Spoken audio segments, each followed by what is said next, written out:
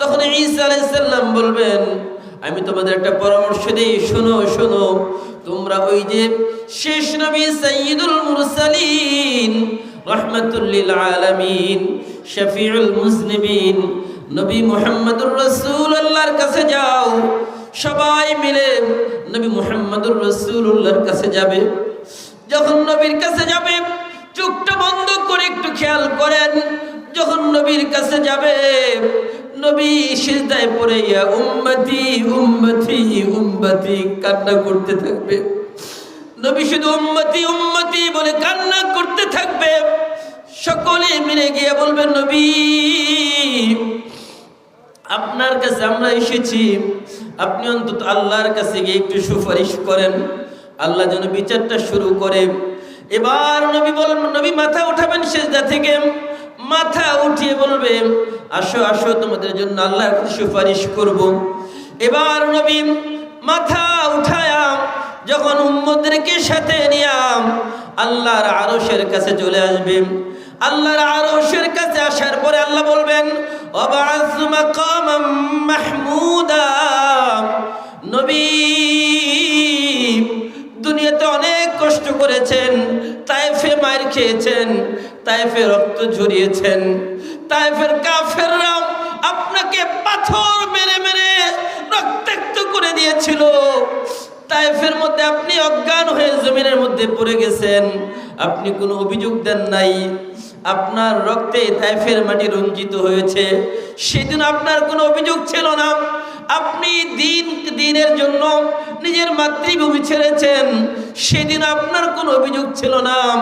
দুনিয়াতে অনেক কষ্ট করেছেন, উহুদের ময়দানে নিজের দান মুবারক শহীদ করেছেন, উহুদের ময়দানে নিজের মাথার মধ্যে শিরস্ত্রাণ ঢুকে গেছে, নিজের মাথার দিয়ে রক্ত ফিঙ্কি দিয়ে বের হয়েছে, উহুদের প্রান্তর আপনার রক্তে ভিজে গেছে, আপনার কোনো অভিযোগ ছিল না।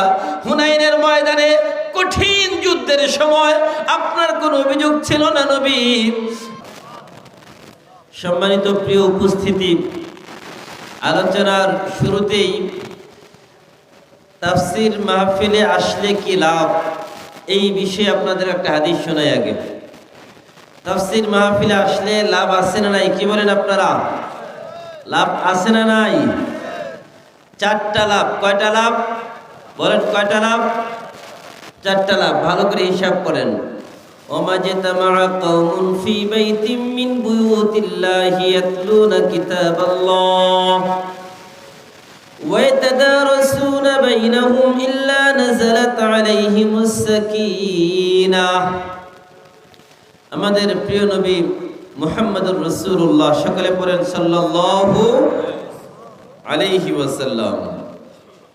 যে ব্যক্তি একবার রাসূলের প্রতি দরুদ পড়ে, আল্লাহ তার 10টি গুনাহ মাফ করে দেন। সুবহানাল্লাহ বাড়িতে গিয়ে বলবেন নাকি? জোরে বলেন সুবহানাল্লাহ। আল্লাহ তাআলা 10টি নেকি লিখে দেন, বলেন সুবহানাল্লাহ। 10টি মর্যাদা বৃদ্ধি করে দেন, বলি সুবহানাল্লাহ। এবং আল্লাহ পাক রব্বুল আলামিন কিয়ামতের ময়দানে নবীর সুপারিশ তার জন্য ওয়াজিব করে দেয়, বলি সুবহানাল্লাহ। নবীর নাম শুনলে কি বলতে হবে আমাদেরকে? সাল্লাল্লাহু। বলবেন তো নাকি? নাকি বারবার বলতে হবে? বলেন বলেন, এটা বলতে হবে। নবীর নাম শুনলেই বলবেন কি? বলেন সবাই সাল্লাল্লাহু। জি, আমাদের প্রিয় নবী মুহাম্মদুর রাসূলুল্লাহ সাল্লাল্লাহু আলাইহি ওয়াসাল্লাম বলেন যে যেই জায়গায়, যেই ঘরে আল্লাহর পবিত্র কোরআনুল কারীমের তেলাওয়াত হয় এবং যেই জায়গায় তাদরিস দর্স হয়, কোরআন হাদিসের আলোচনা হয়, ওই জায়গার মধ্যে 1 নম্বর আল্লাহ পাক রব্বুল আলামিন শান্তি নাজিল করেন, বলেন সুবহানাল্লাহ। কি বলেন? শান্তির দরকার আছে না নাই? সব জায়গায় অশান্তি, ঘরে অশান্তি, বাইরে অশান্তি, রাষ্ট্রে অশান্তি। এখন বলেন, ওই অশান্তিকে দূর করে শান্তি আনার জন্য তাফসীরুল কোরআন মাহফিলের প্রয়োজন আছে না নাই? 1 নম্বর, তাফসীর মাহফিল করলে আল্লাহ শান্তি দেন, বলেন 1 নম্বর কি দেন? আল্লাহ শান্তি দেন। 2 নম্বর, ওয়াগশিয়াতুমুর রাহমাহ, আল্লাহ তাআলা রহমত নাজিল করেন। কি নাজিল করেন সবাই বলেন? বলবেন হুজুর রহমতের কি দরকার? রহমতের দরকার আছে না নাই?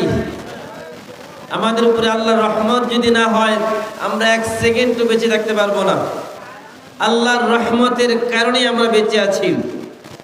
3 নম্বর, ওয়াহাফাতহুমুল মালাইকা। আল্লাহ তাআলা এই মাহফিলের চতুর্দিকে হাজার হাজার ফেরেশতা নিযুক্ত করে দিয়েছেন, যে ফেরেশতারা আমাদের সকলকে চতুর্দিক থেকে নিরাপত্তা দিচ্ছে। আল্লাহর নিরাপত্তার মধ্যে আমরা সকলে আছি, বলি সুবহানাল্লাহ। 4 নম্বর, ওয়াযাকারাহুমুল্লাহু ফী মান ইনদাহ। যারা এই তাফসীর মাহফিলের প্যান্ডেলের ভিতরে বসে আছে তারা আল্লাহর নৈকট্য প্রাপ্ত হয়ে যায়, বলি সুবহানাল্লাহ। আমরা আল্লাহর নৈকট্য প্রাপ্ত হতে পেরে খুশি না বেজার? সবাই বলেন খুশি না বেজার? আল্লাহর নৈকট্য প্রাপ্ত হলে কি লাভ? আল্লাহ তাআলা তার গুনাহ মাফ করে দেন, আল্লাহ তার জান্নাতের ফয়সালা করে দেন, বলুন সুবহানাল্লাহ।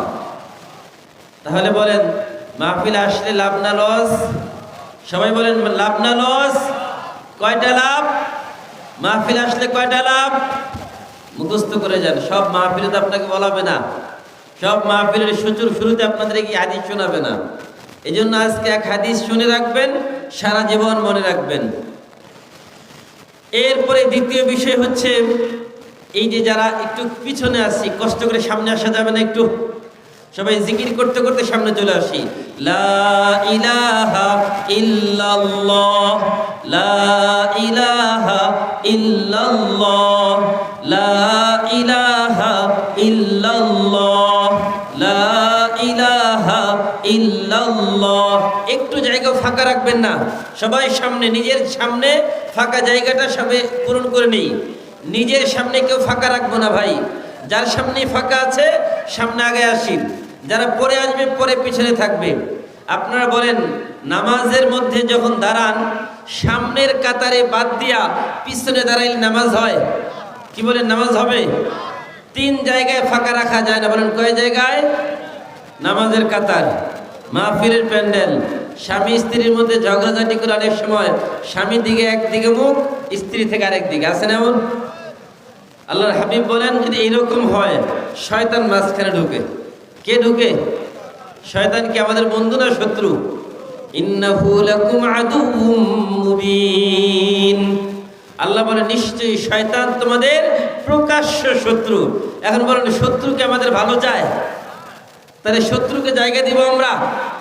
তার মানে যাদের সামনে ফাঁকা আছে তারা শত্রুর সাথে বন্ধুত্ব করতে চায়, আর শত্রুর সাথে যারা বন্ধুত্ব করতে চায় তাদের কি জীবনে কোনো উন্নতি হবে?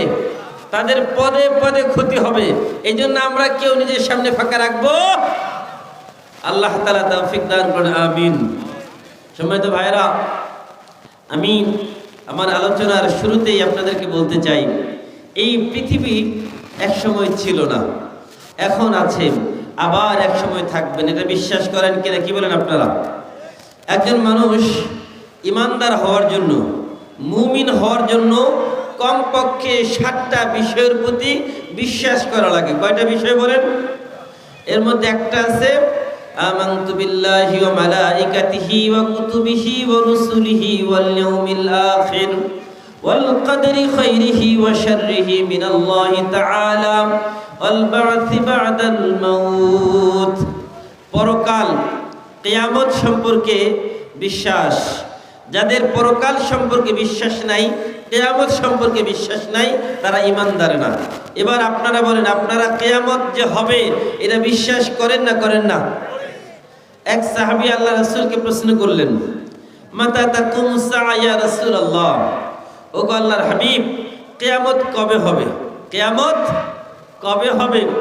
আল্লাহর হাবিব বললেন যখন দুইকাল আমানা, যখন আমানত ধ্বংস হয়ে যাবে। আল্লাহ রাসূলকে সাহাবী প্রশ্ন করলেন, ইয়া রাসূলুল্লাহ আমানত কি জিনিস? আল্লাহর হাবিব বলেন, ইযা বুসিদাল আমরু ইলা গায়রি আহলিহি ফান্তাযিরিস সাআ। ইযা বুসিদাল আমরু ইলা গায়রি আহলিহি ফান্তাযিরিস সাআ। যখন অযোগ্য লোককে নেতা বানিয়ে দেওয়া হবে, যখন কোনো অযোগ্য লোকের উপরে দায়িত্ব অর্পণ করা হবে, এটাই কিয়ামতের আলামত। এটা কি বলেন? কিয়ামতের আলামত। কিয়ামত হবে না হবে না এই ব্যাপারে আল্লাহর কোরআন কি বলে? আন্নাস সাআতা আতিয়াতুল লা রাইবা ফিহা ওয়া আন্নাল্লাহা ইয়াবআসু মান ফিল কুবুর। আল্লাহ বলে অবশ্যই অবশ্যই কিয়ামত অবশ্যম্ভাবী, কিয়ামত হবেই হবে, লা রাইবা ফি, কোনো সন্দেহ নাই। সন্দেহ আছে নাকি? এবার বলেন মৃত্যু নিয়ে কেন সন্দেহ আছে? মৃত্যু নিয়ে যেমন সন্দেহ নাই, কিয়ামত যে সংগঠিত হবে এর মধ্যেও সন্দেহ আছে নাকি? না থাকলে একটু জোরে বলতে হবে সন্দেহ আছে। ভাইরা আমার, যদি কথা না বলেন একটু করে ঝিমায় যাবেন, ঠান্ডায় ঘুমিয়ে পড়বেন। এই জন্য মাহফিলে জজ বানিয়ে বসতে হবে। যতক্ষণ হবে ক্লাসের মতো জজ বানিয়ে আমিও বলবো আপনারাও বলবেন, তাহলে মজা পাবেন। আর যদি একটু করে নাকটাকে শুরু করেন তাহলে কি হবে? তাহলে মাহফিলও শেষ, বক্তাও শেষ, সব শেষ। এমন হবে নাকি? ভাইরা আমার, বলছি যে আল্লাহ পাক রব্বুল আলামিন হাবিবকে জিবরাইল আমিন প্রশ্ন করলেন। আল্লাহ রাসূলকে বললেন যে কিয়ামত কবে হবে? আল্লাহ রাসূল বললেন মাল মাসউলু আনহা বিআলাম মিনাস সাইল, যে যিনি আমাকে প্রশ্ন করেছেন তিনিও জানেন যে আমি এই প্রশ্নের উত্তর জানি না। তার মানে রাসূলও এই প্রশ্নের উত্তর জানে না। আল্লাহ পাক রব্বুল আলামিন বলেন ইয়াসআলুনাকা আনিস সাআতি আইয়ানা মুরসাহা কুল ইন্নামা ইলমুহা ইনদা রাব্বী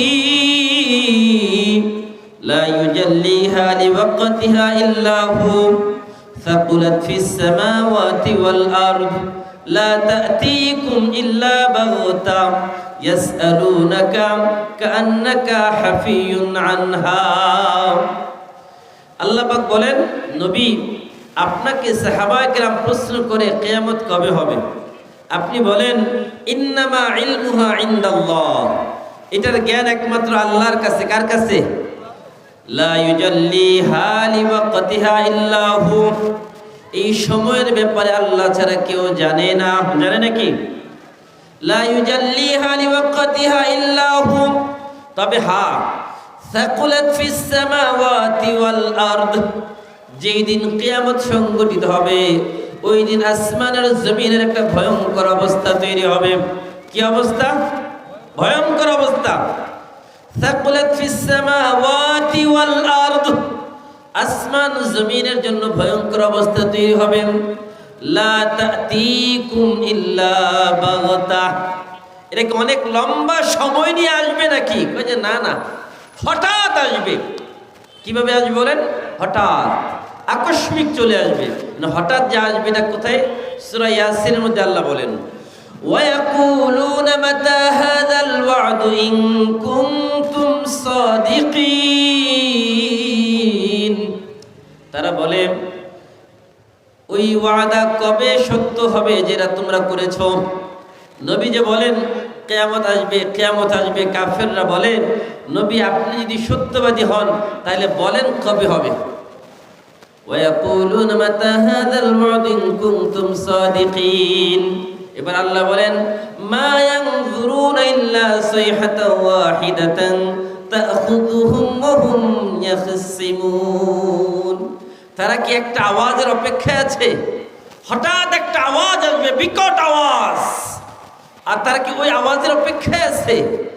লা মা ইয়ানজুরুনা ইল্লা সাইহাতান ওয়াহিদা তাখুযুহুম ওয়া হুম ইয়াখসিমুন, তারা নিজেদের মধ্যে বাকবিতণ্ডা করবে, নিজেদের মধ্যে ঝগড়ায় লিপ্ত হবে, নিজেদের মধ্যে আলাপ আলোচনা করতে থাকবে। এমন অবস্থায় কিয়ামত সংঘটিত হয়ে যাবে। ফালা ইস্তাতিউনা তাওসিয়াতান ওয়ালা ইলা আহলিহিম ইয়ারজিউন, আল্লাহ বলেন ফালা ইস্তাতিউনা তাওসিয়া, তুমি মৃত্যুর সময় কিয়ামত যখন আসবে তখন ওসিয়ত করার সুযোগও পাবা না। ওয়ালা ইলা আহলিহিম ইয়ারজিউন, ক্ষেতের মধ্যে কাজ করতেছেন, নিজের পরিবারের কাছে ফিরে আসবেন, বাড়িতে আসবেন, এই সুযোগও হবে না। ওয়ালা ইলা আহলিহিম ইয়ারজিউন মা ইয়ানজুরুনা ইল্লা সাইহাতান ওয়াহিদাতান তাখুযুহুম ওয়া হুম ইয়াখসিমুন, এই অবস্থায় কিয়ামত সংঘটিত হয়ে যাবে। যখন কিয়ামত শুরু হবে তখন কি হবে? فإذا نفخ في الصور نفخة واحدة فإذا نفخ في الصور نفخة واحدة যখন কিয়ামতের প্রথম সিংহায় ফু দেওয়া হবে। সিংহায় ফু দিবেন কে? ইসরাফিল আলাইহিস সালাম। বলেন কে ফু দিবেন? আল্লাহর বড় বড় চারজন ফেরেশতা আছে। বলেন কয়জন ফেরেশতা? এক নম্বর জিবরাইল, যিনি আল্লাহর পক্ষ থেকে নবীদের কাছে বার্তা নিয়ে আসেন, ওহী নিয়ে আগমন করেন। দুই নম্বর মিকাইল, যিনি বৃষ্টি রিজিকের দায়িত্বে আছেন, কখন কোথায় কতটুকু বৃষ্টির প্রয়োজন এইগুলোর দায়িত্বে রয়েছেন।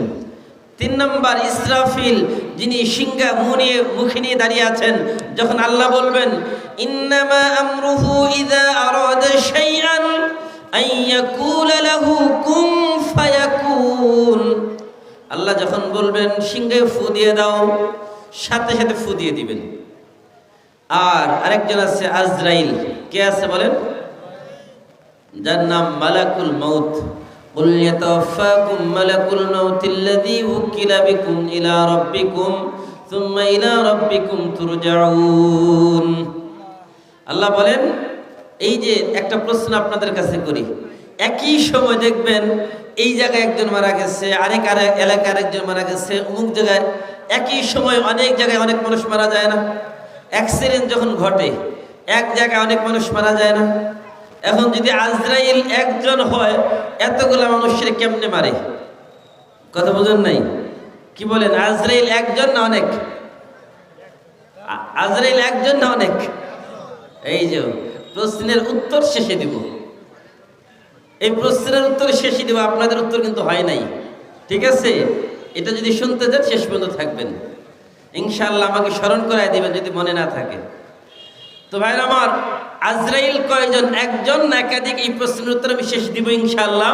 তো যেটা বলছিলাম, ইসরাফিল আলাইহিস সালামকে আল্লাহ বলবেন একটা ফু দিয়ে দাও, বাস ফু দিবে। ফু দেওয়ার পরে কি ঘটবে? ফাইদা নুফিখা ফিস সূরি নাফখাতুন ওয়াহিদা ونفخ في الصور فصعق من في السماوات ومن في الأرض إلا من شاء الله। আল্লাহ বলেন, আসমান আর জমিনের মধ্যে যা আছে সব মাতাল, সব একদম অসচেতন হয়ে যাবে, সবগুলো মাতাল হয়ে যাবে, একটাও মাথা কাজ করবে না যখন সিংহায় ফু দিবে। তখন কি কি ঘটবে সূরা হাক্কার মধ্যে আল্লাহ একটু বিস্তারিত বলছেন। নাফখাতু ওয়াহিদা ওয়া হুমিলাতিল আরদু ওয়াল জিবালু ফাদুক্কাতা দাক্কাতাও ওয়াহিদা। পৃথিবীর সবথেকে আশ্চর্যজনক, ভয়ঙ্কর, শক্তিশালী জিনিসের নাম হচ্ছে পাহাড়। পাহাড়ের থেকে শক্তিশালী কিছু আছে নাকি? এই পাহাড় আল্লাহ বলেন দুক্কাতা দাক্কাতা ওয়াহিদা, এক সিংহায় ফু দেওয়ার সাথে সাথেই পাহাড়গুলো তুলার মতো উঠতে থাকবে। কিসের মতো বলেন তো সবাই? তুলার মতো উঠতে থাকবে। আল্লাহ পাক রব্বুল আলামিন বলেন, ফাইদা নুফিখা ফিস সূরি নাফখাতুন ওয়াহিদা ওয়া হুমিলাতিল আরদু ওয়াল জিবালু ফাদুক্কাতা দাক্কাতাও ওয়াহিদা ফায়াউমাইযিন ওয়াকআতিল ওয়াকিআ। কিয়ামত ঘটবেই ঘটবে, অবশ্যম্ভাবী, কোনো সন্দেহ নাই। ফায়াউমাইযিন ওয়াকআতিল ওয়াকিআ, কিয়ামত যে আসবে কোনো সন্দেহ আছে? এবার আসেন কি কি ঘটবে যখন প্রথম সিংহায় ফু দিবে। আমাদের মাথার উপরে এই বিশাল ছাদ আছে। ছাদ মানে আসমান। বলেন ছাদের নাম কি? আসমান। ওই আসমানের কি হবে? ইদাস সামাউ ফাতরাত। আল্লাহ বলে আসমানটা ভেঙে খান হয়ে যাবে, টুকরা টুকরা হয়ে যাবে। ইদাস সামাউ শাক্কাত, আসমান টুকরা টুকরা হয়ে যাবে। আসমানে যে সূর্য আছে, সূর্যের কি অবস্থা হবে? ইদাশ শামসু কুবিরাত, সূর্যের কোনো আলো থাকবে না, সূর্য আলোহীন হয়ে যাবে। আকাশের এই তারকাগুলোর কি হবে? আল্লাহ বলেন ওয়াইদান নুজুমু কাদারাত, আসমানের যত তারকা রয়েছে এই তারকাগুলো এক একটা খসে খসে জমিনের মধ্যে পড়বে। এরপর আল্লাহ পাক রব্বুল আলামিন বলেন ইয়াউমা ইয়াকুনুন নাসু কাল ফারাশিল মাবসুত ইযা যুলজিলাতিল আরদু জিলজালাহা। যখন ইসরাফিল প্রথম সিংহায় ফু দিবেন, ফু দেওয়ার সাথে সাথে পৃথিবীতে একটা ভূমিকম্প তৈরি হবে। ইযা যুলজিলাতিল আরদু জিলজালাহা, একটা ভয়ঙ্কর ধরনের ভূমিকম্প তৈরি হবে। 5.7 মাত্রার ভূমিকম্প মানুষকে কাঁপিয়ে দিয়েছে কয়েকদিন আগে। মানুষ ঘর থেকে রাস্তায় নেমে এসেছে। সন্তান বাবাকে ছেড়ে, বাবা ছোট সন্তানকে ছেড়ে দৌড়ে পালিয়ে যাচ্ছে। এই ভূমিকম্পের মাধ্যমে আমাদের সামনে চোখে কি ভাসলো? আল্লাহ বলেন যখনই সিংহায় ফু দেওয়া হবে একটা ভূমিকম্প হবে। ওই ভূমিকম্পের মাধ্যমে কি হবে? ইয়াউমা ইয়াকুনুন নাসু কাল ফারাশিল মাবসুত, মানুষগুলো কীট পতঙ্গের মতো উড়তে থাকবে। ওয়া তাকুনুল জিবালু কাল ইহনিল মানফুশ, পাহাড় যে পাহাড় রয়েছে পাহাড়গুলো তুলার মতো উঠতে থাকবে, বালুর মতো উঠতে থাকবে। পৃথিবী সমতল হয়ে যাবে। এই যে সাগর, মহাসাগর, সমুদ্র, মহাসমুদ্র, নদী, নালা, খাল, বিল, পুকুর, এগুলোর কি হবে? ওয়াইদাল বিহারু সুজ্জিরাত, ওয়াইদাল বিহারু সুজ্জিরাত। আল্লাহ বলে সাগর, মহাসাগর, সমুদ্র, মহাসমুদ্র, নদী, নালা, খাল, বিল, যা আছে সব এগুলো অগ্নিগর্ভ হয়ে যাবে, তার মানে আগুনে ভরে যাবে। সব ধাউ ধাউ করে আগুন জ্বলতে থাকবে। পানিগুলো আর পানি থাকবে না, পানিগুলো আগুনে পরিণত হয়ে যাবে। বলেন নাউযুবিল্লাহ। ওয়াইদাল ইশারু উত্তিলাত, আরবের মানুষের কাছে সবথেকে দামি সম্পদ ছিল গর্ভবতী উটনি, যে উটনির বয়স 10 মাস। আল্লাহ বলেন আরবের মানুষগুলো ওই 10 মাসের উটনির কথা ভুলে যাবে। কয় সিংহায় ফু দেওয়ার পরে আর কি ঘটবে? আল্লাহ বলেন ইয়া আইয়ুহান নাস ইত্তাকু রাব্বাকুম, ও দুনিয়ার মানুষ আল্লাহকে ভয় করো। কয় কেন? ইন্না জালজালাতাস সাআতি শাইউন আযীম, আল্লাহর ভূমিকম্প বড় ভয়ঙ্কর। কত ভয়ঙ্কর হবে? আল্লাহ একটা দৃষ্টান্ত আমাদের সামনে তুলে ধরেছেন। মাথাটা খালি করে ঠান্ডা মাথায় ভাববেন কি পরিমাণ ভয়ঙ্কর অবস্থা হবে।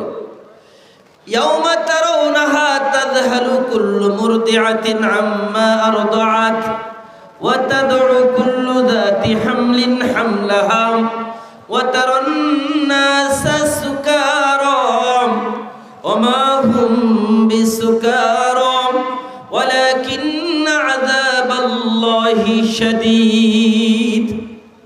আল্লাহ বলেন ও নবী আপনি ওই দিন দেখবেন, ও দুনিয়ার মানুষ তোমরা সেই দিন দেখবে। ইয়াউমা তারাউনাহা তাযহালু কুল্লু মুরদিআতিন, সবথেকে দুধের সন্তান মায়ের কাছে সবথেকে বেশি আপন হয়। যে সন্তান মায়ের ভাষা ছাড়া কিচ্ছু বুঝে না, মা ওই সন্তানের ভাষা বুঝে। সন্তানকে কখন দুধ দিতে হয় মা বুঝে। মায়ের কলিজার সাথে ওই সন্তানের আল্লাহ একটা কানেকশন দিয়ে দিয়েছেন। মা অনুভব করেন সন্তানকে কখন দুধ পান করাতে হবে।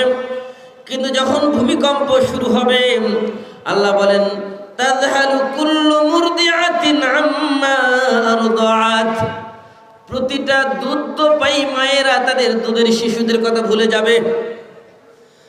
ওয়া তাদউ কুল্লু যাতি হামলিন হামলাহা, এবং যে সকল মায়েদের পেটে বাচ্চা আছে ভূমিকম্প এতটা ভয়ঙ্কর হবে ওই বাচ্চাগুলো মায়েদের পেট থেকে এমনিতে গর্ভপাত হয়ে যাবে। মায়েরা টের পাবে না, মায়েরা বুঝতেও পারবে না তাদের সন্তান তাদের পেট থেকে বের হয়ে গেছে। ওয়া তাদউ কুল্লু যাতি হামলিন হামলাহা ওয়া তারান নাসা সুকারা ওয়া মা হুম বিসুকারা। আল্লাহ বলে আপনি দেখবেন ওই সময় মানুষগুলো সব মাতাল আর উন্মাদ, কিন্তু আসলে তারা মাতাল না, আসলে তারা পাগল না, তারা উন্মাদ না। তাহলে তাদের এই অবস্থা কেন? ওয়ালাকিন্না আযাবাল্লাহি শাদীদ, আল্লাহর আযাব বড় শক্ত, বড় ভয়ঙ্কর। ওই আল্লাহর আযাবের কথা, আল্লাহর আযাব দেখে, আল্লাহর শাস্তি দেখে, আল্লাহর জালজালা ভূমিকম্প দেখে মানুষগুলো অসচেতন হয়ে যাবে। এই বিশাল জমিনের কি হবে? ইদাল আরদু মুদ্দাত, জমিনটাকে আল্লাহ হাতের মধ্যে ভাঁজ করে নিয়ে নেবেন, জমিনটা আল্লাহর মুঠোয় থাকবে। এইভাবে পুরো পৃথিবীর যত মানুষ আছে, যত পশু পাখি আছে, যত গাছপালা আছে, যত পাহাড় পর্বত আছে, যত নদী নালা আছে, খাল বিল আছে, সব সমান হয়ে যাবে, কোনো কিছুই দুনিয়াতে থাকবে না। এইভাবে এক একজন মানুষের উপরে সর্বনিম্ন 40 বছর পার হয়ে যাবে, 40,000 বছর অতিবাহিত হয়ে যাবে। এরপরে আল্লাহ পাক রব্বুল আলামিন বলেন, অনুফিখা ফিস সূরি ফাসঈকা মান ফিস সামাওয়াতি ওয়া মান ফিল আরদি ইল্লা মান শাআল্লাহ সুম্মা নুফিখা ফীহি উখরা ফাইযা হুম কিয়ামুন ইয়ানজুরুন। দ্বিতীয় আরেকটা ফু দেওয়ার জন্য আল্লাহ ইসরাফিলকে বলবেন, ইসরাফিল এবার আরেকটা ফু দাও। যখন আরেকটা ফু দিবেন, এই ফু দেওয়ার আগে দেখেন দুনিয়াতে যত মানুষ আছে সব মারা যাবে। সব মারা যাওয়ার পরে আল্লাহ বলেন, ওয়াহমিলু আরশা রাব্বিকা ফাওকাহুম ইয়াওমাইযিন সামানিয়া, একমাত্র আল্লাহর আরশ বহনকারী 8 জন ফেরেশতা তারা বাকি থাকবেন। জিব্রাইল তার মৃত্যু হয়ে যাবে, তার মিকাইল তার মৃত্যু হয়ে যাবে, ইসরাফিল মৃত্যু হয়ে যাবে, আজরাইল মালাকুল মাউত তাদেরও মৃত্যু হয়ে যাবে। এবার আল্লাহ ইসরাফিলকে আগে জিন্দা করবেন, জিন্দা করে বলবেন, ইসরাফিল এবার দ্বিতীয় ফুৎকারটা দিয়ে দাও। যখন দ্বিতীয় ফুৎকার দিবেন, দ্বিতীয় ফুৎকারের সাথে সাথে কি ঘটবে? সুম্মা নুফিখা ফীহি উখরা ফাইযা হুম কিয়ামুন ইয়ানজুরুন, সকল মানুষগুলো কবর থেকে উঠে দাঁড়িয়ে যাবে। কবর থেকে উঠবে আর কি বলবে? অনুফিখা ফিস সূরি ফাইযা হুম মিনাল আজদাথি ইলা রাব্বিহিম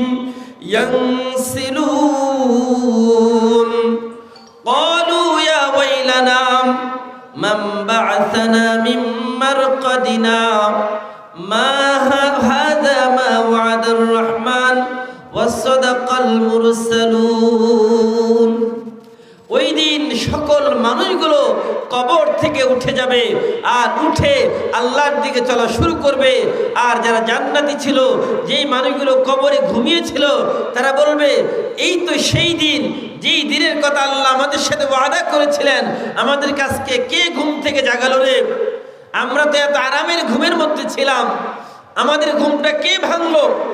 ঘুম ভাঙ্গার পরে সবাই আল্লাহর দিকে চলা শুরু করে দিবে।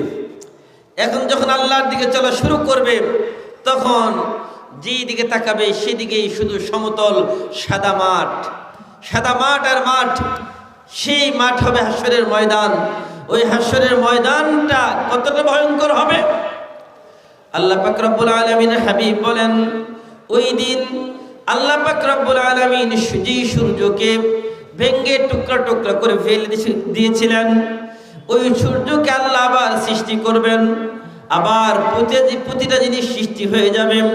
সৃষ্টি হওয়ার পরে এবার আল্লাহ পাক রব্বুল আলামিন ওই চন্দ্র সূর্যকে বলবেন, সূর্য তুমি তোমার মুখ দিয়ে মানুষের মাথার উপরে তাপ দেওয়া শুরু করে দাও। এবার সূর্য তার 12টা মুখ দিয়ে প্রতিনিয়ত আমাদের থেকে 1 মাইল দূরত্বে মাথার উপরে তাপ দেওয়া শুরু করবে। 1 মাইল দূরত্ব থেকে মাথার উপরে তাপ দেওয়া শুরু করবে। এখন সূর্য আমাদের থেকে লক্ষ কোটি কোটি গুণ দূর থেকে তার পিঠ দিয়ে তাপ দেয়, মুখ দিয়ে না। এর মধ্যে আবার 70,000 রহমতের ফেরেশতা যখন সূর্যের প্রচন্ড গরম হয়, ওই গরমের সময় আল্লাহর রহমতের ফেরেশতারা এখানে তাদের রহমত দ্বারা বৃষ্টি বর্ষণের জন্য যেন আমাদের উপরে তাপটা কম লাগে, এই জন্য পানি দিতে থাকে। তো ওই সূর্য তার 12টা মুখ দিয়ে যখন আমাদের মাথার উপরে তাপ দেওয়া শুরু করবে, তখন কি ঘটবে? আল্লাহর হাবিব বলেন, ওই সময় প্রতিটা মানুষের আমল অনুযায়ী তার সাথে হিসাব করা হবে, আমল অনুযায়ী তার সাথে মুআমালা করা হবে, ব্যবহার হবে। যার আমল যেমন তার সাথে তেমন হবে। কেমন হবে? ওই হাশরের ময়দানে কোন মানুষ তার ঘামে হাঁটু পর্যন্ত ভিজা থাকবে, কোন মানুষ তার ঘামে কোমর পর্যন্ত ভিজা থাকবে, কোন মানুষ তার ঘামে তার কাঁধ পর্যন্ত থাকবে, আর কোন মানুষ তার নিজের ঘামে ওই ঘামের মধ্যে সাঁতরাতে শুরু করবে। এই অবস্থায় এক একজন মানুষ পেরেশান থাকবে, পেরেশান আর পেরেশান। এইভাবে 500 বছর পার হয়ে যাবে, বিচার শুরু হবে না। এই হাশরের ময়দানের ভয়ঙ্কর অবস্থা, পুরা হাশরের ময়দানটা অন্ধকার, প্রচন্ড গরম। সেখানে কোনো আলো থাকবে না, কোনো আলো থাকবে না, সেখানে কোনো ছায়া থাকবে না। একমাত্র আল্লাহর আরশের নিচে ছায়া থাকবে, যেই ছায়া ছাড়া আর কোথাও ছায়া থাকবে না। ভাইরা আমার, এবার আমি ওইদিকে যাচ্ছি না, এটা আরেকটা আলোচনা। এবার যখন আল্লাহর আরশের নিচে মানুষগুলো এইরকম কাতরাতে থাকবে, সবাই দীর্ঘ সময় অতিবাহিত হওয়ার পরে সবাই বলবে, চলো এবার অন্তত আমাদের আদি পিতা আবুল বাশার আদমের কাছে যাই, গিয়ে অন্তত তাকে বলি তিনি যেন আল্লাহর কাছে সুপারিশ করেন আমাদের বিচারটা শুরু করার। এবার সবাই দলে দলে আবুল বাশার পিতা আদমের কাছে যাবেন, গিয়ে বলবেন, বাবা আপনি তো প্রথম মানুষ, আপনাকে আল্লাহ নিজের হাতে তৈরি করেছেন, আপনাকে নিজে আল্লাহ রূহ ফু দিয়েছেন, আল্লাহ আপনাকে মর্যাদা দিয়েছেন, আপনি আল্লাহর কাছে একটু সুপারিশ করেন আল্লাহ যেন আমাদের বিচারটা শুরু করে। কিন্তু ওই দিনের অবস্থাটা কি ভয়ঙ্কর হবে। আল্লাহ বলবেন, লিমানিল মুলকুল ইয়াউম লিল্লাহিল ওয়াহিদিল কাহ্হার। আজকের রাজত্ব কার? দুনিয়ার ক্ষমতাবান লোকেরা কোথায়? তোমাদের রাজত্ব কোথায়? এবার আল্লাহ পাক রব্বুল আলামিন কাহ্হারের রূপ ধারণ করে বিচারের আসনে বসে যাবেন বিচারক হয়ে। যখন আল্লাহ পাক কাহ্হারের রূপ ধারণ করে, ভয়ঙ্কর রূপ ধারণ করে যখন বিচারকের আসনে বসে যাবেন, আদম আলাইহিস সালাম বলবেন, না না, আমার পক্ষে সম্ভব না আল্লাহর সামনে আজকে সুপারিশ করার। তিনি বলবেন, যাও তোমরা নূহের কাছে যাও, নূহ আলাইহিস সালামের কাছে আসবে তারা। তিনিও বলবেন, না, আজকে আমার পক্ষে আল্লাহর কাছে গিয়ে সুপারিশ করা সম্ভব না। তিনি বলবেন, আমি তো পারবো না, তোমরা ইব্রাহিম খলিলের কাছে যাও। ইব্রাহিম খলিল তিনিও বলবেন, না না, আমি আজকে পারবো না, আল্লাহর যে ভয়ঙ্কর রূপ, ওই রূপ নিয়ে আল্লাহর সামনে দাঁড়ানোর ক্ষমতা আমার নাই। এবার ইব্রাহিম আলাইহিস সালাম তিনিও বলবেন, তোমরা মুসার কাছে যাও। মুসা কালিমুল্লাহ, যিনি আল্লাহর সাথে সদা সর্বদা কথা বলতেন, ও কাল্লামাল্লাহু মুসা তাকলিমা, যিনি আল্লাহর সাথে কথা বলতেন, সেই মুসা আলাইহিস সালাম বলবেন, না না, আজকে আমি আল্লাহর সামনে দাঁড়াতে পারবো না। এবার মুসা আলাইহিস সালাম বলবেন, তোমরা ঈসার কাছে যাও। সবাই মিলে ঈসার কাছে যাবে। ঈসা আলাইহিস সালাম বলবেন, আজকে আমিও তোমাদের কোনো উপকার করতে পারবো না। এত ভয়ঙ্কর একটা অবস্থা হবে, কোন নবী আল্লাহর সামনে দাঁড়াতে পারবে না। তখন ঈসা আলাইহিস সালাম বলবেন, আমি তোমাদের একটা পরামর্শ দিই, শোনো শোনো, তোমরা ওই যে শেষ নবী সাইয়্যিদুল মুরসালিন রাহমাতুল লিল আলামিন শফিউল মুজনিবিন নবী মুহাম্মদুর রাসূলুল্লাহর কাছে যাও। সবাই মিলে নবী মুহাম্মদুর রাসূলুল্লাহর কাছে যাবে। যখন নবীর কাছে যাবে, চোখটা বন্ধ করে একটু খেয়াল করেন, যখন নবীর কাছে যাবে, নবী সিজদায় পড়ে ইয়া উম্মতি উম্মতি উম্মতি কান্না করতে থাকবে। নবী শুধু উম্মতি উম্মতি বলে কান্না করতে থাকবে। সকলে মিলে গিয়ে বলবে, নবী আপনার কাছে আমরা এসেছি, আপনি অন্তত আল্লাহর কাছে গিয়ে একটু সুপারিশ করেন, আল্লাহ যেন বিচারটা শুরু করে। এবার নবী মাথা উঠাবেন সিজদা থেকে, মাথা উঠিয়ে বলবে, আসো আসো, তোমাদের জন্য আল্লাহর কাছে সুপারিশ করব। এবার নবী মাথা উঠায়া যখন উম্মতদেরকে সাথে নিয়ে আল্লাহর আরশের কাছে চলে আসবে, আল্লাহর আরশের কাছে আসার পরে আল্লাহ বলবেন ওয়াবা'আস মাকামাম মাহমুদা। নবী দুনিয়াতে অনেক কষ্ট করেছেন, তায়েফে মার খেয়েছেন, তায়েফে রক্ত ঝরিয়েছেন, তায়েফের কাফেররা আপনাকে পাথর মেরে মেরে রক্তাক্ত করে দিয়েছিল। তায়েফের মধ্যে আপনি অজ্ঞান হয়ে জমিনের মধ্যে পড়ে গেছেন, আপনি কোনো অভিযোগ দেন নাই, আপনার রক্তে তায়েফের মাটি রঞ্জিত হয়েছে, সেদিন আপনার কোনো অভিযোগ ছিল না। আপনি দিনের জন্য নিজের মাতৃভূমি ছেড়েছেন, সেদিন আপনার কোনো অভিযোগ ছিল না। দুনিয়াতে অনেক কষ্ট করেছেন, উহুদের ময়দানে নিজের দান মুবারক শহীদ করেছেন, উহুদের ময়দানে নিজের মাথার মধ্যে শিরস্ত্রাণ ঢুকে গেছে, নিজের মাথার দিয়ে রক্ত ফিঙ্কি দিয়ে বের হয়েছে, উহুদের প্রান্তর আপনার রক্তে ভিজে গেছে, আপনার কোনো অভিযোগ ছিল না। হুনাইনের ময়দানে কঠিন যুদ্ধের সময় আপনার কোনো অভিযোগ ছিল না নবী, আপনার কোনো অভিযোগ ছিল না। হিজরতের রাতে এত কষ্ট এত স্বীকার করেছেন, ত্যাগ স্বীকার করেছেন, আজকে আপনি ওই জায়গায় বসেন। মাকামাম মাহমুদা, আপনাকে মাকামাম মাহমুদা এই প্রশংসিত আসনটা আপনাকে দেওয়া হলো, এটা আপনার আসন, আপনি আসনে বসে যান। নবী বলবে আল্লাহ আমি আসনে বসতে পারবো না। বলবে কেন কেন? আমি যদি এখানে বসে যাই আমার উম্মতদের কি হবে? আমার উম্মতরা যদি জাহান্নামী হয়ে যায়, আমার উম্মতরা যদি জাহান্নামী হয়ে যায়, আমি কিভাবে তাদেরকে বাঁচাবো? আল্লাহ আল্লাহ। তখন নবী আল্লাহর কথা মানার জন্য নিজের হাতটাকে ওই আসনের মধ্যে রেখে দিবেন। এবার আল্লাহর পক্ষ থেকে নবীকে বলা হবে, নবী আপনি কি চান? আপনার উম্মতের অর্ধেককে বিনা হিসেবে জান্নাত দিয়ে দেব, এটা চান? আর অর্ধেক জাহান্নামী কয় যে না না আমি এটা চাই না। আপনি কি চান? আমি সুপারিশ করার ক্ষমতা চাই।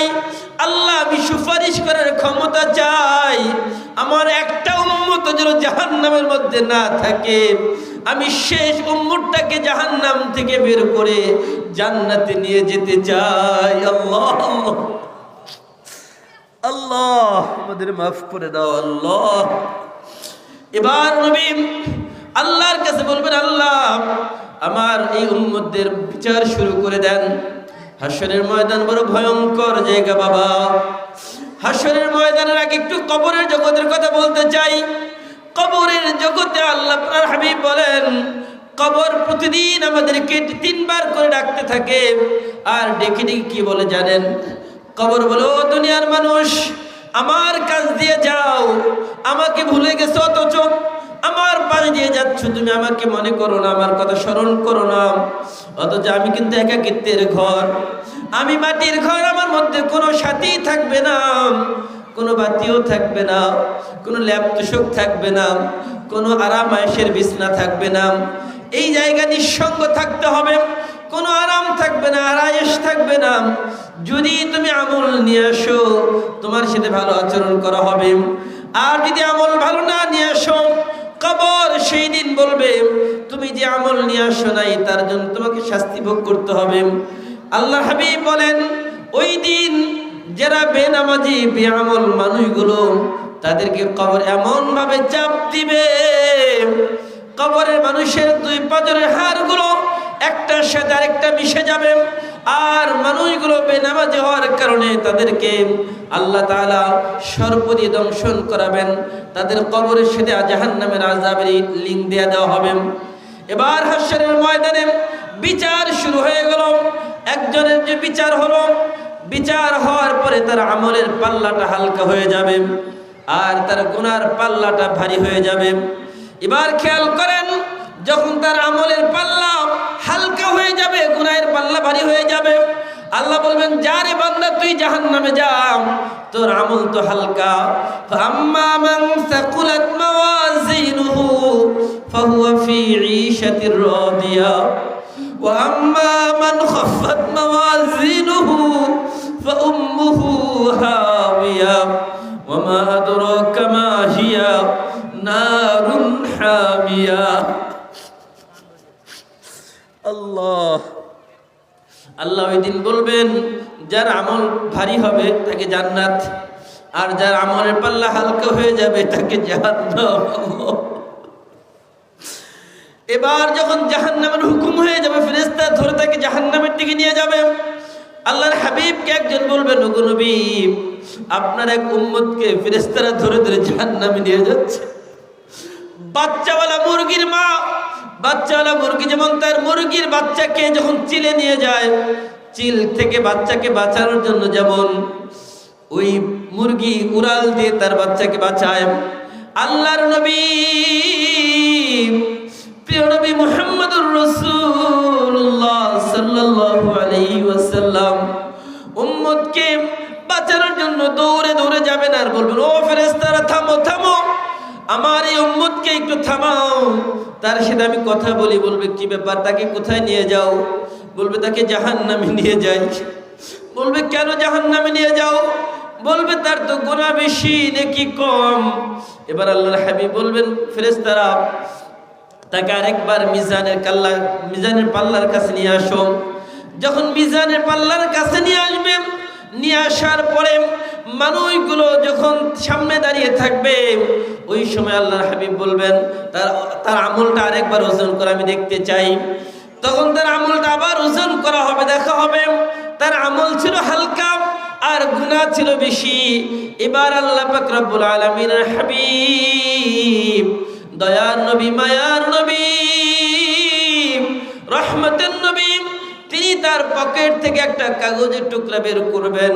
একটা কাগজের টুকরা বের করে ওই আমলের পাল্লার মধ্যে রেখে দিবেন। যখন আমলের পাল্লার মধ্যে রেখে দিবেন, আমলের পাল্লাটা ভারী হয়ে যাবে আর গুনাহের পাল্লাটা হালকা হয়ে যাবে। এবার আল্লাহর পক্ষ থেকে ফয়সালা আসবে, রে ওই বান্দা তুই যা যা, তোরে জাহান্নাম থেকে মুক্ত করে জান্নাত দিয়ে দিলাম। এবার ওই গুনাহগার বান্দা নবীর পায়ে পড়ে যাবে, বলবে, আপনি কে? এই হাশরের ময়দান, ফাইদা জাতিস সাখা, যেই দিন কিয়ামত সংঘটিত হবে, ইয়াউমা ইয়াফিরুল মারউ মিন আখি, কোন মানুষ তার ভাইয়ের পরিচয় দিবে না। মানুষ তার ভাইকে দেখে পালিয়ে যাবে। ওয়া উম্মিহি ওয়া আবিহি, মানুষ তার মাকে দেখে পালিয়ে যাবে, তার বাবাকে দেখে পালিয়ে যাবে। ওয়া সাহিবাতি ওয়া বানি, নিজের প্রিয়তমা স্ত্রী যার সাথে 50 বছর 60 বছর সংসার করলেন, ওই স্ত্রী দেখে স্বামী পালিয়ে যাবে, স্বামী দেখে স্ত্রী পালিয়ে যাবে। ওয়া সাহিবাতিহি ওয়া বানি, একবার চিন্তা করেন, নিজের যে সন্তানের জন্য 60 বছর 70 বছর পর্যন্ত নিজে খায় না খায়া ওই সন্তানকে মানুষ করলেন, সন্তানের পড়ালেখার জন্য টাকা জোগাইলেন, হালাল হারামের চিন্তা করলেন না। নিজে অসুস্থ, সন্তান ঢাকায় পড়ালেখা করে, বাবা টাকা লাগবে, বাবা নিজের চিকিৎসা করে না।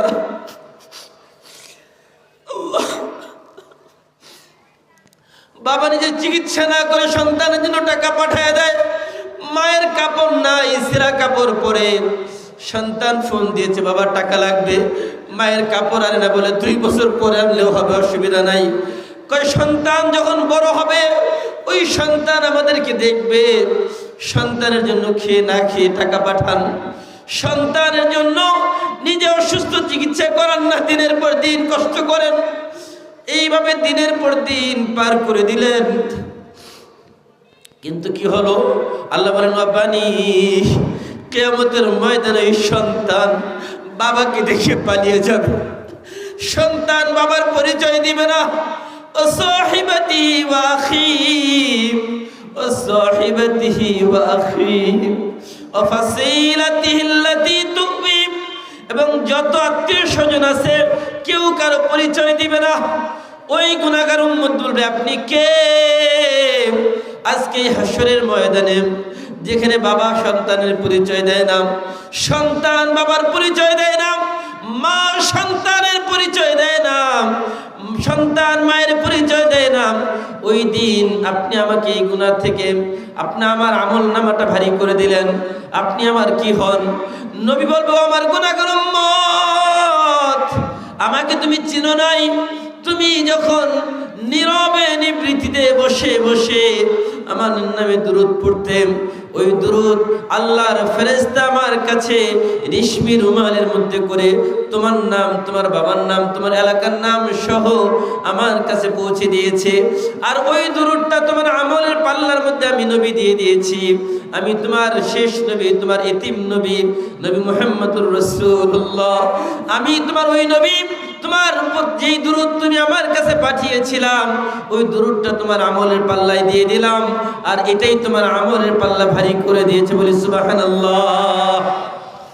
ভাইরা আমার, আমাদের আমলের পাল্লা ভারী হওয়ার দরকার আছে না নাই? কি বলেন, দরকার আছে না নাই? এবার আসেন, আল্লাহ রাসূল বলেন, যখন তোমাদের মধ্যে 6টা অবস্থা আসবে, তখন তোমরা বেশি বেশি করে নেক আমল করো। কয়টা অবস্থা বলেন সবাই? তখন আমাদের বেশি বেশি করে নেক আমল করে জান্নাতের প্রস্তুতি নিতে হবে। কিসের প্রস্তুতি? এবার তাহলে মিলান যে আমাদের সমাজে 6টা অবস্থা আছে কিনা। যদি থাকে তাহলে বেশি বেশি নেক আমল করা লাগবে। রাজি আছেন তো ইনশাআল্লাহ? থাকবেন না ভাগবেন? থাকবেন না চলে যাবেন? থাকবেন। আল্লাহর হাবিব বলেন, বাদিরু সিত্তান বিল মাউত, বাদিরু বিল আমালি সিত্তান। তোমাদের সমাজে 6টা অবস্থা আসার আগে তোমরা বেশি বেশি নেক আমল করো। কয়টা অবস্থা বলেন? 6টা। ইমারাতাস সুফাহা, 1 নম্বর আল্লাহর হাবিব বলেন, অযোগ্য লোকের নেতৃত্ব তোমাদের কাঁধে আসার আগে তোমরা বেশি বেশি নেক আমল করো। কারণ অযোগ্য লোক দায়িত্বশীল হওয়া মানে হচ্ছে কিয়ামত কাছে। ওয়া কাসরাতাশ শুরাত, বিভিন্ন বাহিনী গঠন করা হবে, police, army, RAB, BGB, cobra, NSI, DB, কত বাহিনী তো গঠন করা হয়েছে। এই সব জনগণের উপকারের জন্য তৈরি করা হয়েছিল ঠিক, কিন্তু একটাও জনগণের জন্য না, সব নিজের স্বার্থে ব্যবহার হয়েছে। ঠিক কিনা? আল্লাহ রাসূল বলেন, যখন এরকম বিভিন্ন বাহিনী তৈরি করা হবে যেগুলো জনকল্যাণের জন্য তৈরি করা হয়েছিল, কিন্তু এগুলো জনকল্যাণের জন্য না করে সরকারের সব নিজের জন্য ব্যবহার করেছে, এমন একটা অবস্থা যখন তৈরি হবে তখন বুঝে নাও কিয়ামত খুব কাছে। এখন বলেন আমাদের সমাজে আছে না নাই? ভাইরা আমার, বড় আফসোসের সাথে বলতে হয়, ভিন্ন দেশে, আমাদের দেশের বাইরে অন্য রাষ্ট্রগুলোতে যখন রাতের বেলা মানুষ সফর করে, যখন প্রশাসনের দায়িত্বশীল কাউকে দেখে, তারা সেফ ফিল করে যে না, আমি নিরাপদে আছি, আমার দেশের অতন্ত্র প্রহরী, বিভিন্ন প্রশাসনের দায়িত্বশীলরা আমাদেরকে পাহারা দিচ্ছে। কিন্তু আমাদের দেশের অবস্থা কি? যদি কেউ রাতের বেলা কেউ কোনো প্রশাসনের দায়িত্বশীল কোনো ব্যক্তির সামনে পড়ে যায়, সে শুধু লা ইলাহা ইল্লা আনতা সুবহানাকা ইন্নী কুনতু মিনাজ জালিমিন পড়া শুরু করে। ঠিক কিনা? কি বলেন, ঠিক না ভুল? আল্লাহ, কোন বিপদে জানি পড়িস? এই যে পুলিশের সামনে পড়লাম, আর কোন বিপদে পড়লাম? কথা ঠিক না ভুল? অপরাধ না থাকলেও ধরে নিয়ে বাস গাজা দিয়ে চালান, অপরাধ নাই বাস অস্ত্র দিয়ে চালান, অপরাধ নাই এই মামলায় ঢুকায় দাও, অপরাধ নাই ওই যে গায়েবী কিছু মামলা আছে, অজ্ঞাত কিছু মামলা আছে, ওই মামলার আসামি দরকার। বাস একটা নিরপরাধ মানুষকে অপরাধী বানিয়ে দেবেন। ঠিক কিনা ভাইরা আমার? এই অবস্থা আছে না নাই আমাদের? 3 নম্বর আল্লাহর হাবিব বলেন, ভাই আল হুকমি, যখন বিচার ব্যবস্থা বেচা কেনা হয়ে যাবে, যখন তোমাদের সমাজের মধ্যে বিচার বেচা কেনা হয়ে যাবে, তখন বুঝে নিবা কিয়ামত খুব কাছে। এবার বলেন, বিচারে টাকা লেনদেন হয় না? হয় না? কি বলেন? আমি তো আসলে এগুলো তো কম জড়িত, আপনারা তো অনেকেই বিভিন্ন জায়গায় জড়িত আছেন। কি জড়িত? তাই গ্রামের মহল্লা থেকে শুরু করে একদম হাইকোর্ট পর্যন্ত টাকার মুআমালা লেনদেন আছে না নাই? টাকার বিনিময়ে সব কেনাবেচা হয়ে যায়। টাকা যেদিকে সেদিকে রায়। একদিন একজন রাতের বেলা টাকা দিয়ে আসছে, মনে করেন মাতবর সাহেবের, কয় কিরে কি খবর? মাতবর সাহেবের কাছে গেছিলাম। তো মাতবর সাহেবের কাছে গেছিলাম মানে কি, বাস তার পকেটে কিছু দিয়ে আসছে। যে পরে আরেকজন যে আছে, আরে আমি যদি না যাই তাহলে কালকে তো রায় আমার পক্ষে আসবে না। এখন সে কি করে? সেও যায় মাতবর সাহেব রাত 12টার পরে। কিরে কি খবর এত রাতের বেলা? কয় না, আসলে একটু দেখা করতে। এই রাতের বেলা কেন? কয় না, আপনি কেমন আছেন না আছেন খোঁজ খবর নিতে আসলাম। কয় যে আপনি তো অনেক ব্যস্ত থাকেন, এই জন্য একটু দেখা করতে আসলাম। আর পকেটে একটা খাম ঢুকায় দিয়ে আসে, কয় মাতবর সাহেব কালকে একটু বিচারের সময় দেখেন, কয় না? তো এই যে অবস্থা, এখন মাতবর সাহেব দুইটার চিন্তা করে ওজন করে, আচ্ছা 10 না 20, 10 না 20। এখন দেখে একজন দিচ্ছে 5,000, একজন 10,000। পরের দিন বিচারে বসছে, বিচারে বৈশা কয় 10 যেদিকে আমি এদিকে, 10 যেদিকে বলেন আমিও সেদিকে, 10 যেদিকে। কয় যে 10-এ আছে না, যে 10 জন যারা আছে এলাকার মুরব্বীরা, এই 10 যেদিকে আমিও সেদিকে, তার মানে টাকা যেদিকে বেশি আসছে বাস আমি সেদিকে। কথা কি ভুল বললাম না ঠিক? ভাইরা আমার, এই যে অবস্থা, আল্লাহ রাসূল বলেন যখন এমন একটা অবস্থা আসবে তখন তোমরা মনে করবা কিয়ামত খুব কাছে। এরপর আল্লাহ রাসূল বলেন ইস্তিগফাফাদ দাম, যখন মানুষের রক্তের মূল্যায়ন কমে যাবে, মানুষের জীবনের কোনো মূল্য থাকবে না, মানুষ মারা এতটা সহজ হয়ে যাবে, পাখি মারার জন্য বন্দুক তাক করে পাখি মারতে নিশানা ঠিক করতে সময় লাগবে, কিন্তু মানুষ হত্যা করতে এতটুকু সময় লাগবে না। তার দৃষ্টান্ত, জ্বলন্ত প্রমাণ আমাদের এই জুলাই যোদ্ধা শরীফ ওসমান হাদি ভাইকে যেভাবে কাছ থেকে গুলি করে দুনিয়া থেকে বিদায় করে দিয়েছে, এরপরেও যখন তার খুনিরা প্রকাশ্যে ঘুরে বেড়ায় আর আদালতের রায় হিসেবে এখনো তাকে আসামিদেরকে ধরা হয় না। আমরা বলতে চাই, বিগত দিনে দেখেছি আসামিদেরকে জমিনের নিচ থেকে টেনে বের করেছো, তোমাদের পর কোথায় গেল? নাকি তোমরাও তাদের সাথে জড়িত? আমরা জানতে চাই, ঠিক কিনা ভাই আমার? এখনো তার আসামিদের কাউকে গ্রেফতার করা হয় নাই। তারা কেউ বলছে দেশ থেকে পালিয়ে গেছে। দেশ থেকে পালিয়ে যায় কেমনে? যে দেশের পাহারা আছে না নাই? তার মানে কি আমরা এই যে যাদেরকে পাহারা রাখছি, এখন যদি আপনি বলেন আপনার ক্ষেতে বেড়া দিছেন, এখন বেড়াই যদি আপনার ক্ষেত খায় ফেলে, তাহলে কি আপনি ক্ষেত বাঁচাইতে পারবেন? কথা কি বুঝেন না আমার? আমি কিন্তু একটু সহজ সরল ভাষায় বলতেছি, কঠিন ভাষায় বললে তো বুঝতে সমস্যা হবে। এখন ক্ষেতে ফসল বাঁচানোর জন্য আপনি বেড়া দিছেন, ওই বেড়ায় যদি ক্ষেত খায় ফেলে তাহলে কি ওই ক্ষেত বাঁচানো সম্ভব? এখন যাদেরকে আমরা বর্ডার পাহারা দেওয়ার জন্য দায়িত্ব দিলাম, আমাদের রাষ্ট্রের কোটি কোটি টাকা তাদের পিছনে ব্যয় করছি, তারা যদি একজন আসামিকে পাহারা দিয়ে না রাখতে পারে, এটা কি দরকার? তাদের পিছনে রাষ্ট্রের এই কোটি কোটি টাকা ব্যয় করার কি প্রয়োজন বলেন, ঠিক কিনা? যদি তুমি একজন অপরাধীকে সুযোগ করে দাও বর্ডার ক্রস করে যাওয়ার জন্য, তোমার মতো পাহারা দেওয়ার প্রয়োজন নাই। তুমি তো গাদ্দার। ভবিষ্যৎ যখন আমাদের উপর আক্রমণ আসবে তখন তোমরা আমাদেরকে পাহারা দিবে না, আমাদেরকে বাঁচাবে না, কারণ তোমরা তো তাদেরই বন্ধু, বলেন ঠিক কিনা? একজন অপরাধী কিভাবে পালিয়ে যায়, কিভাবে বর্ডার ক্রস করে, তার মানে এখানে এরাও জড়িত, বলেন ঠিক কিনা? যদি এরা জড়িত না থাকতো তাহলে কিভাবে বর্ডার ক্রস করতে পারে? কোনোভাবে সম্ভব না। আমি অনেকে দায়িত্বশীলদের সাথে কথা বলেছি, বলে হুজুর এরা তো উপর মহলের হিসাব নিসাব, উপর মহলের হিসাব নিসাব এগুলা। আমি বলি উপর মহল কোনটা? আপনি বুঝেন না? আমি বলি হ্যাঁ বুঝি তো, এই উপরে আরেকজন উপরে আছে, ওইটার হিসাব করেন। এই উপরে আরেকজন উপরে আছে, ওই উপরওয়ালা যখন ধরবে আপনারা কেউ রেহাই পাবেন না, বলেন ঠিক কিনা? যদি আপনারা আসামিদেরকে ধরতে না পারেন, মনে রাখবেন আগামী দিনে আপনাদেরও এই অবস্থাই হবে, কথা ঠিক কিনা? আল্লাহ রাসূল বলেন যখন মানুষের জীবনের কোনো মূল্য থাকবে না, মানুষ অনিরাপদ হয়ে যাবে, মানুষের জীবনের কোনো মূল্য নাই, তখন মনে রাখবেন ওই সময় তাদের মনে রাখতে হবে কিয়ামত খুব আসন্ন। এখন আমাদের সমাজে আছে না নাই? এরপর আল্লাহর হাবিব বলেন ওয়াকাতিয়াতার রিহমি, আত্মীয়তার বন্ধনের মূল্যায়ন নষ্ট হয়ে যাবে। এখন বলেন ছেলে বাপরে মানে, বাপ ছেলের কথা মানে না, বাবা সন্তানের মহব্বত করে না, যা তুই যা করার কর, ছেড়ে দিয়েছে। এখন মায়ের সাথে মেয়ের সম্পর্ক না, আছে নাকি? মায়ের সাথে মেয়ের সম্পর্ক তাও করালো, মা মেয়ের কথা শুনে না, মেয়ে মায়ের কথা শুনে না, ছেলে বাবার কথা শুনে না। এখন এই যে একটা অবস্থা, সন্তান বাবার কথা শুনে না, শিক্ষকের কথা ছাত্র শুনে না, এই যে একটা অবস্থা, মুরব্বীদেরকে সম্মান শ্রদ্ধা সমাজের থেকে উঠে গেছে, বলেন ঠিক কিনা? আজ থেকে 10-15 বছর আগে মুরব্বীরা, বাবাজিরা, আমরা আমাদের এখনো শিক্ষকদেরকে দেখলে রাস্তায় দাঁড়ায় থাকতাম, হাঁটার সাহস পাইতাম না। কিন্তু এখনের আমাদের ছাত্র ভাইরা যারা আছে, তারা আমাদের সামনে গাড়ি চালায় যায়, চিন্তা করা যায়। মুরব্বী যায়, কয় মুরব্বী যায় কি হয়েছে, ওই যে হরেন দে, কয় বোঝায় মুরব্বী সাইড হন, আমি আসছি, আমি আপনার থেকে বেশি ব্যস্ত।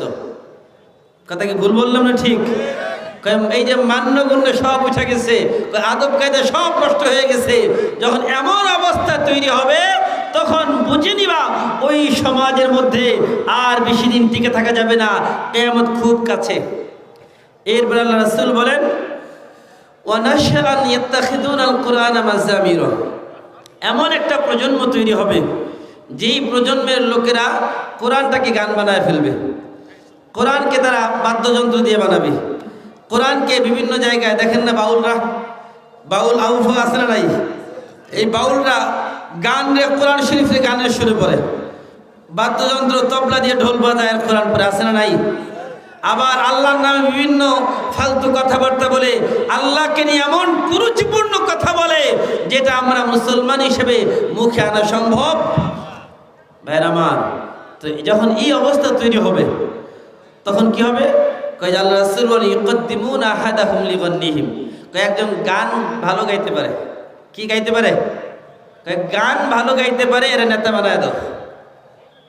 কয় গান গাওয়া এটা হলো যোগ্যতা নেতা হওয়ার। একজন নায়ক, কেউ তো ভালো সিনেমা করে, করে নেতা বানায় দাও। কারণ ও তো ভালো নাচতে পারে, নর্তকী, কেউ ওরে নেতা বানায় দাও। আমাদের সমাজে আছে না নাই? কি বলেন? মমতাজেরা হয় নাই, হয় নাই? শুধু এক মমতাজ না, এরকম অসংখ্য মমতাজরা আমাদের মাথার মধ্যে কাঁঠাল ভেঙে খেয়েছে, বলেন ঠিক কিনা? কিন্তু আগামী দিনে আর আমরা এমন মমতাজ মার্কা কোন এমপি মন্ত্রী আমাদের পার্লামেন্টে চাই না, চাই না, বলেন ঠিক কিনা?